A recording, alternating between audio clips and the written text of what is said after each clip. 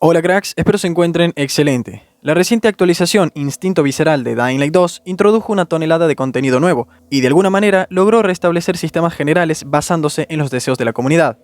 Casi.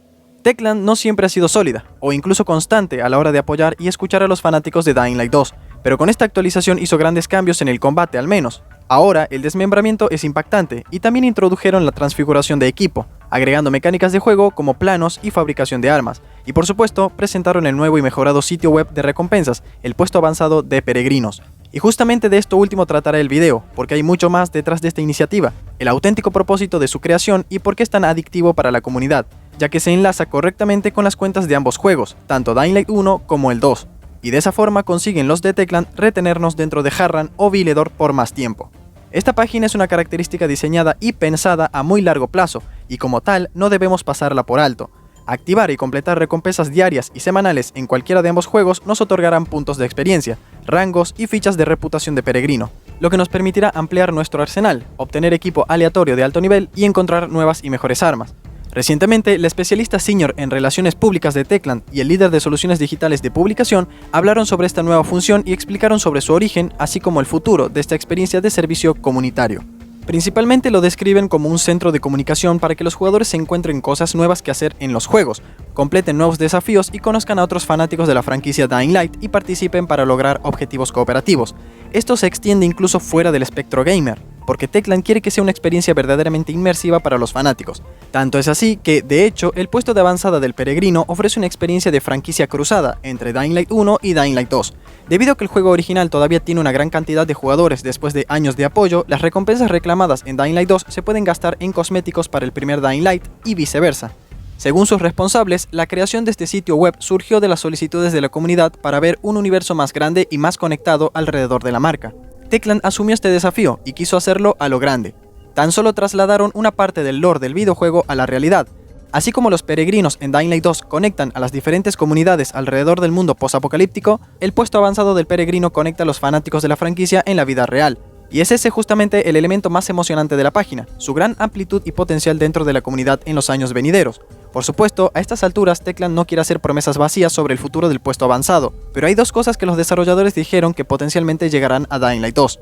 Lo primero es que Techland ya está trabajando activamente en lo que describen como recompensas de clasificación, que básicamente son desafíos que Techland establece en la comunidad y que clasificarán los éxitos de cada jugador.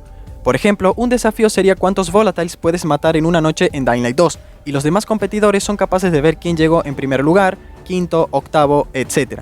De esta manera presenta un poco de competencia dentro de la propia comunidad, a la vez que nuevas formas para que los fanáticos interactúen entre ellos.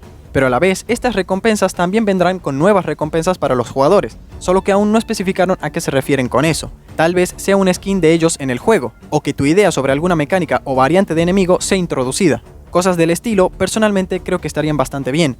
De hecho, en muchas ocasiones los jugadores saben guiar mejor a los desarrolladores que ellos mismos, las cosas como son. Y en cuanto a la segunda característica, al parecer los fanáticos deberán esperar para saber. Es más, dada la naturaleza del sitio web, especialmente en dispositivos móviles, para crear una experiencia totalmente inmersiva y constante, Techland estaría buscando crear una aplicación específica. De hecho, el primer Dying Light tuvo algo similar, pero lo de Dying Light 2 será algo completamente diferente y más grande. Sin embargo, Techland advierte que esto es realmente difícil de lograr, por lo que los fanáticos no deben pretender que se anuncie oficialmente en el futuro cercano. Y también aclaran que esto es un trabajo aparte del plan de soporte ya establecido por la compañía, por lo que se trata de un proyecto independiente del videojuego. Después de todo, Techland apoyó el primer juego durante 8 años y tiene las mismas intenciones para la secuela. Como explicó en una entrevista reciente, Timon Smectala dijo: "No quiero compararnos con Destiny ni ningún otro juego como servicio, pero esa es la dirección en la que vamos. Queremos tener la longevidad de Destiny, queremos tener la longevidad de GTA Online, queremos tener la longevidad de otros juegos en ese aspecto". Por lo que queda más que evidente que el puesto avanzado del peregrino no es más que una pequeña muestra del rumbo que está tomando Dying Light 2, lo cual explicaría por qué te venden un paquete de Call of Juárez a $7 que viene sin los planos para las armas y la dinamita, solo un reskin del machete, un atuendo que tiene 2 revólveres enfundados y no se pueden usar, repito, en un paquete del viejo oeste, y un skin para el parapente, un skin que ni siquiera podemos apreciar si no entramos forzadamente al modo foto.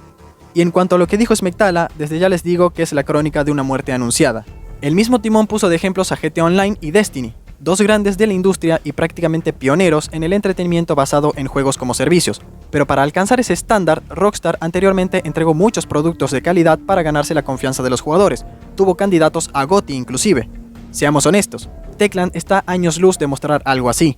Y si vamos con Destiny, es más de lo mismo. Estamos hablando de Bungie, una desarrolladora bajo el cuidado de Sony, otro mastodonte contra el que Techland no tiene absolutamente nada que hacer. Con todo esto, quiero decir que Techland no posee ni la infraestructura, ni el personal, ni la tecnología necesarios para cumplir su objetivo de transformar a Dying Light 2 en un juego como servicio, o al menos no en uno que funcione a largo plazo. Y si no me creen, dejemos que pase el tiempo. Pero solo para cerrar de manera reflexiva, recuerden que yo se los advertí hace muchos meses atrás, pero la mayoría se burló.